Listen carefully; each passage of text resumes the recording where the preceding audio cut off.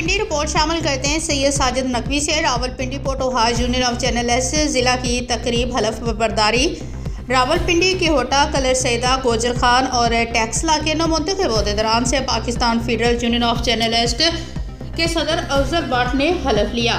तकरीब Punjab arts council Rawalpindi में मुनक्कद हुई, जिसकी सदारत chairman PUJ doctor Atiq Farhad ने की। मेहमान खुसूसी सूबाई मशीर इतलात शाजिया रिजवान और RIUJ के सदर तारक वीरक समेत दीगर सहाफ़ती तंजीमों के कायदीन ने शिरकत की। तकरीब में तलावत और नात के बाद सहाफ़ियों के पेशा वराना फ़राइज़ और हुकूमती पैका एडनेस के खिलाफ इज़हार ख्याल किया गया। अफजल भट्ट ने तकरीब से खिताब करते हुए कहा कि सहाफ़त एक मुक़द्दस पेशा है जो अवामी मसाइल को उजागर करने और हक़ाइक़ सामने लाने की अहम जिम्मेदारी निभाता है। उन्होंने कहा कि पोटोहार यूनियन ऑफ जर्नलिस्ट जैसे इलाकाई फॉर्मल सहाफ़ियों की आवाज़ को मजबूत करने में कलीदी किरदार अदा कर रहे हैं।